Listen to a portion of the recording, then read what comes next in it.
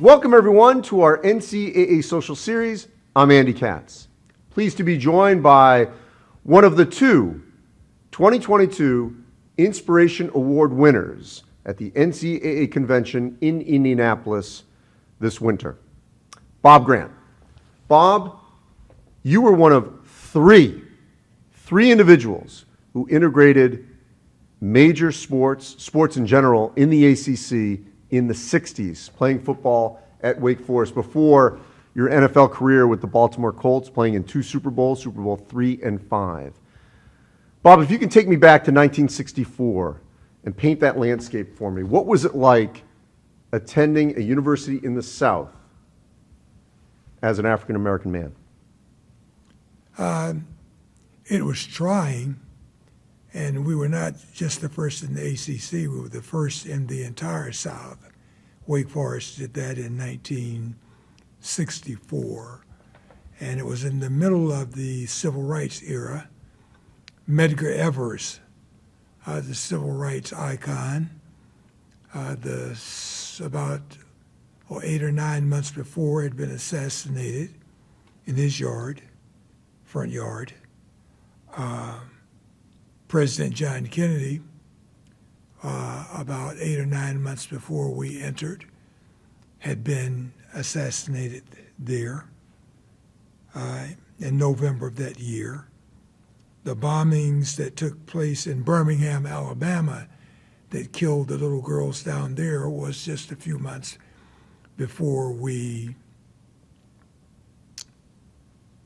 took that job on. I guess you could say that it was. America in the South was segregated, divided by race and class. And much of America was segregated during those years too. But of course in the South we had the Jim Crow laws and things that were going on there. I don't think we had the vote at that time, but it was a difficult time. As far as when Dr. Harold Tribble, who was president of Wake Forest University, decided that he was going to make Wake Forest the school in the South that integrated college sport, following Maryland, which was the Yankee school, not in Dixie. So we didn't consider them in the South. The great Darrell Hill had transferred from the Naval Academy there 1 year prior to that, but they were not situated in the South. When Dr. Tribble decided that he was going to have Wake Forest in Winston-Salem, North Carolina, integrate, I ended up being a part of that during a very trying time in this country. So I'm always amazed at the courage of individuals like yourself in the 60s when you didn't have to do that. There were other opportunities, obviously not to that level, but obviously you were an elite athlete. Why did you feel that the timing was right for you to take on a challenge like that, to put yourself in a position like that? It really wasn't my decision coming out of high school, having more than 40 scholarship offers from all over the nation. I had committed to Michigan State because I knew that Michigan State was going to win a national championship over the next 4 years or so. We all had to play 1 year of freshman ball at all major universities back then. So I figured that the timing was right by accepting the scholarship to Michigan State that I was going to get to be on a championship team. When, much to my surprise, my high school coach, who was one of the first black Marines to enlist in the United States Marine Corps, when they integrated the Marine Corps, Gideon Thomas Johnson, probably the greatest high school coach of all time anywhere, most difficult man to play for because he was absolutely a perfectionist, would kick your behind, who had a better left hand than Larry Holmes or Muhammad Ali. Whenever you made a mistake, under him we trained the way that the Marine Corps trained in boot camp. During the school year, our practices ran from 5:30 to 6 o'clock at night until 11 o'clock at every night. And that was during the season, during the school year. And you had best be at school the next day. Nobody had cars. We hitchhiked home. You'd best be at school the next day and have all of your homework done, too, or you'd catch some of those lefts and rights that he would throw at you there. But I had signed with Michigan State and was committed to going there. And he called me into his office, and I know that we were running a little short on time, and the way the conversation went was, "Sit down, young lad." Whenever he said that, usually it meant you were in trouble. I thought, oh my God, what have I done now? I sat down. He held up a picture. Says, "Do you know who this white man is?" I looked at, no, sir. That's the way that we spoke then. We were colored. You guys were white. Do you know who this white man is? I says, no, sir. This is Coach Bill Tate. He just signed on up there at Wake Forest. President of the school and Coach Tate are getting ready to integrate college sport in the South. And I thought to myself, well, what are you telling me that for, Coach? I'm going to Michigan State to get on that national championship team that they have coming. But you didn't talk back to your elders then. Whatever your coach said or your parents said, grandparents in my case, you went along with. And I says, Coach, I've signed with Michigan State like you already. He says, no, this is where we're going, baby. And I thought, well, you tell me that I'm going. You're not going. But I wasn't going to say that to him, too. He says, sit down, we'll write him this letter and tell them that you're going to turn all the other scholarships down if they want you. I knew they were going to take me. I was one of the top 3 or 4 athletes in the state of North Carolina at that time. I ended up going to Wake Forest. It wasn't really my first choice. But as he said, you're the person for this job. You can do this. You have those kind of leadership skills. And I was thinking, I don't want to go to Wake Forest. They've lost 19 games in a row. And they had. But that is the way that I ended up at Wake Forest. What kind of discrimination did you endure while at Wake? You can name it. From cross burnings. One, you're in front of our room. Won't make the school too happy because they have corrected things since then with the new people who are there like you now, from waking up at night and finding that gasoline had been poured under your door with a note that says, that's left outside on your door that says, next time we're going to bring the matches N-word. They didn't know how to pronounce Negro. Sometimes we were colored, sometimes we were Negroes back then. On campus, for the first 2 years for sure, our family was the 3 of us and Jim Carter, who was another black student from, I guess they figured we had to have an even number of us there, from the New York area. That was our family. And the athletes on campus, that was our family. We were not included in any of the campus activities. We would keep count. There were about 26 people on campus, on the entire campus, who were comfortable enough to stop and have a conversation with us. Those were just the times. What about your teammates? Our teammates were solid. had a little problem with one individual. There's no need in calling his name, but I straightened him out privately pretty quickly. The coaching staff was our family. The athletes were our family. Dr. Tribble, the president of the school, Dr. Gene Hooks, and probably about 7 of the professors like on the staff. Otherwise, it was pretty, rough going with things taking place, like you work all semester on a term paper and the term paper is turned in and you have a professor call you in and said, "Who wrote this?" Ask you, "Who wrote this?" You say, "I did. I've worked on it all semester." And they said, "Well, no, you couldn't have.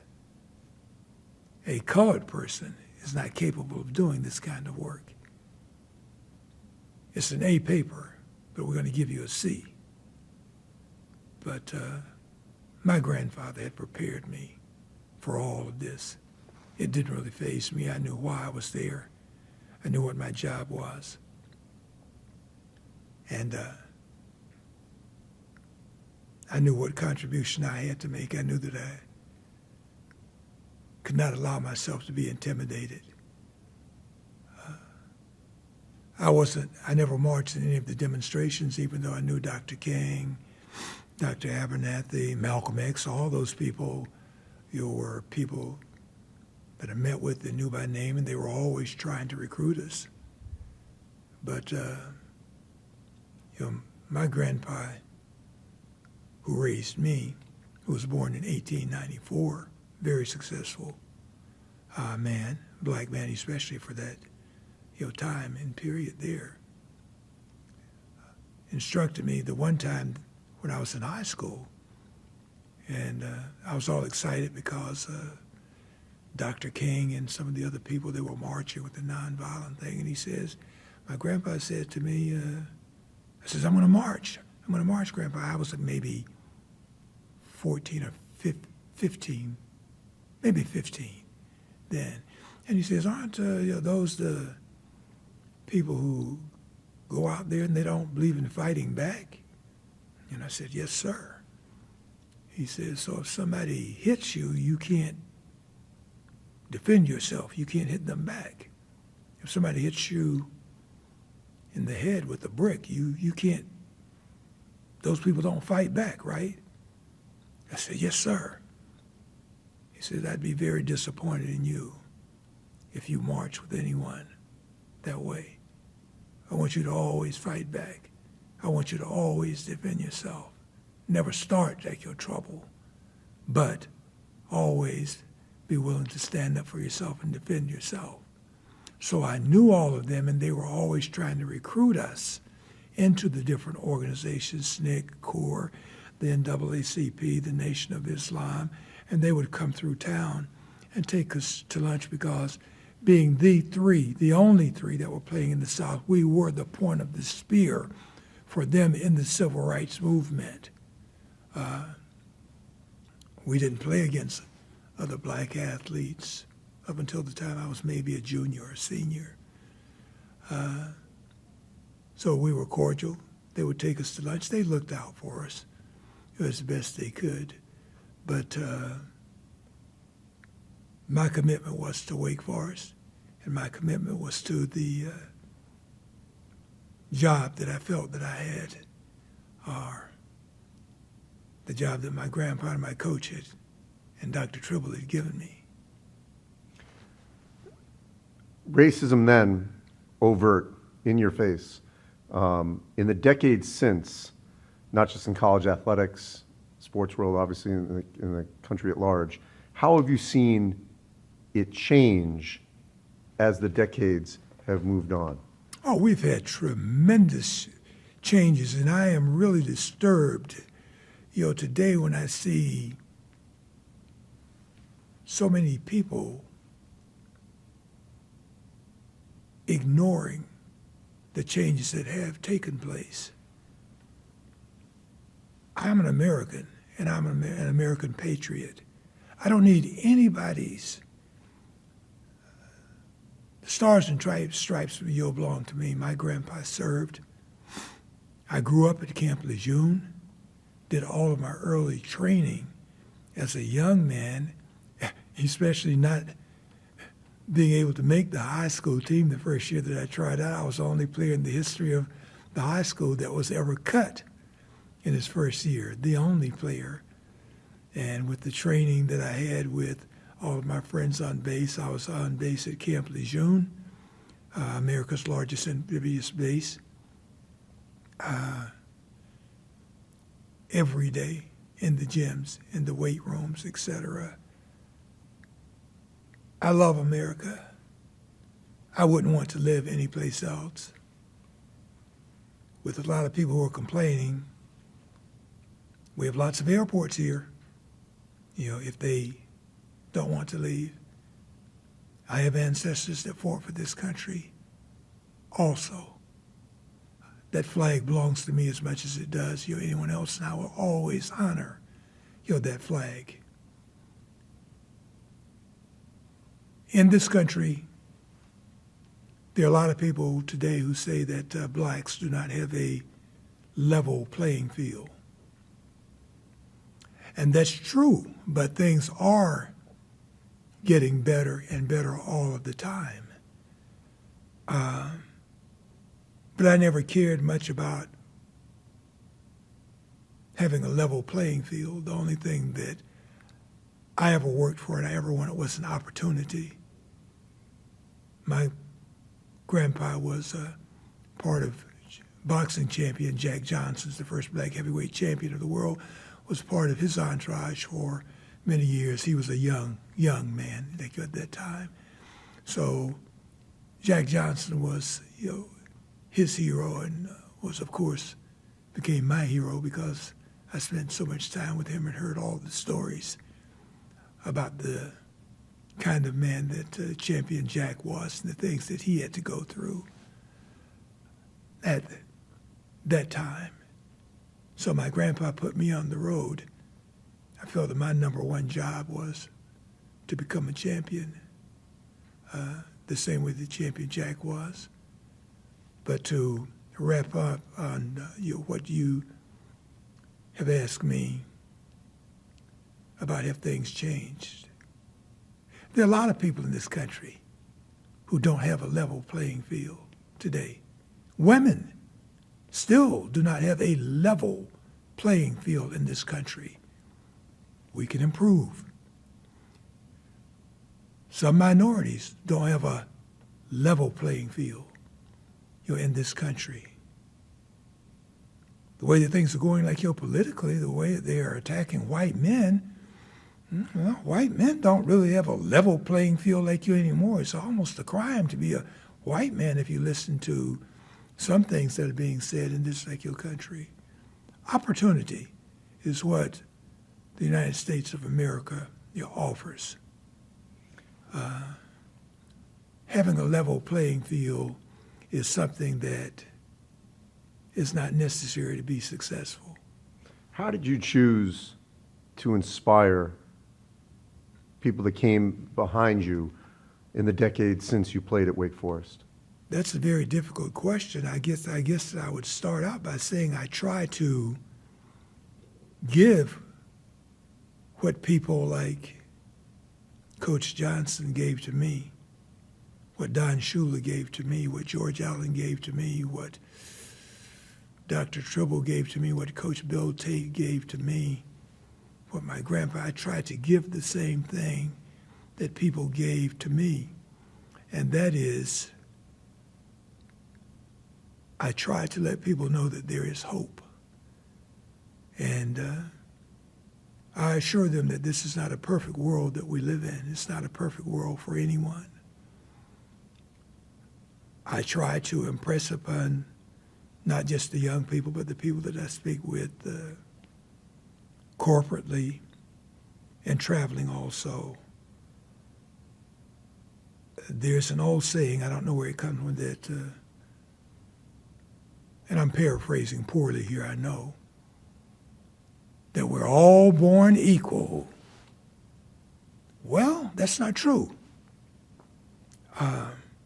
Perhaps on a spiritual level, we're all born equal. But I could have practiced basketball from the time I was 1 year old until my 75 years of age.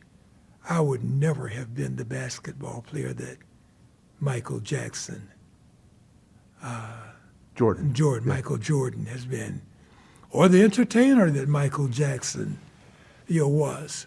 We are all born spiritually equal, I think, but we are all born with unique and different gifts and talents. And it is up to each individual to find out what their passion is, what their talent is. And I believe that there is something that everyone can excel in if they will listen to their own heart and not listen to your parents or your friends saying, oh, we want you to be a lawyer, we want you to be a football player, we want you to be a doctor. Do what you love, because you can be good at that if you dedicate your life to that. So I think that I'm a pretty unique individual, that I can honestly say this. And maybe there are not a lot of people in America who can say it in the world. I know. My every dream has come true as a young boy. The life that I have lived is the exact life that I pictured when I was 6 years old, when I was 7 years old. I didn't know that it was going to happen, but because of those people who were an inspiration to me, I guess that I kind of ended up becoming an inspiration to other people, but I'm standing on the shoulders of other people. With the award that I'm getting here from the great NCAA, and I'd like to say something about the NCAA also, I'm almost embarrassed to accept it. Why? Well, because it's not just me. With anything that I've done, if there's a name on an award, and if there is, there should be a few hundred other names on that award too. So I'll accept it because that's the way that it's there, but I don't deceive myself into believing that I'm really all that. Well, congratulations, because it is well-deserved. As you said, you've lived an incredible life. There's more to give, and you continue to do so, certainly with your peers and those that have come after you. Appreciate you taking time, Bob. Thank you. I won't get to, can I say one yes, other please thing do. to you about the NCAA? Please. Because I do appreciate, what's happening here.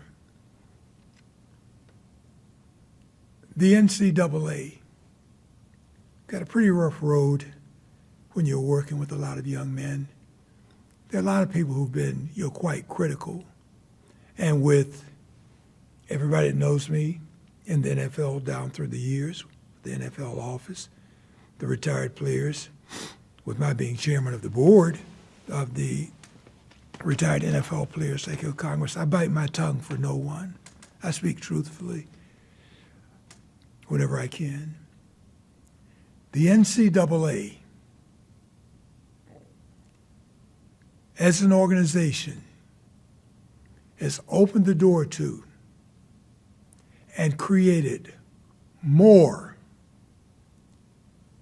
young black millionaires than any organization in America. The NBA with their 650 players or so each year, and the NFL has about 3,000 guys, with the guys who get injured and are called up every year. Every young man that attends the universities that are members of the NCAA, with those who go into professional sports, as I said, in the NFL, there are 3,000 of them at all times. All of them are millionaires from the first day they sign on with the NFL. The median salary in the NFL is $850,000. So there only maybe one or two guys that are making that $850,000. There are not a lot of them. Most guys in the NFL make $1 million a year. No one can name another business in America that has created that many minority millionaires, all young men, and now what they do with their money is their business and affair there.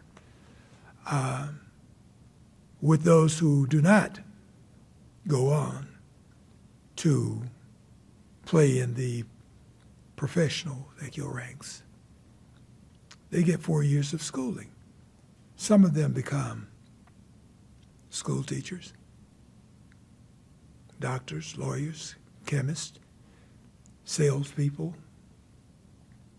I guess we could name any other professions. But they don't end up, very often humping sacks of corn down at the local feed store.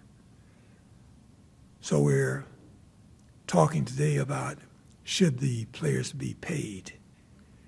It's a can of worms that I understand what's being said. And yes, the universities do benefit financially from that, but the universities do give back. And I just explained to you what the universities and the NCAA does for so many people via education and opportunity. I hope that they're able to work that out, but that is a can of worms that I personally don't see how they can be fair. Because if an individual is an all-star quarterback, an All-American quarterback at Alabama, and he's getting paid some kind of way, or he's taking in endorsements, and we have a quarterback who's at Jackson State with Coach Deion Sanders, and he's just as good, but he chose to go to that school. Will he be paid the same? Will he have the same opportunities? So I don't see how it can really be done fairly. I hope that they can work something out. But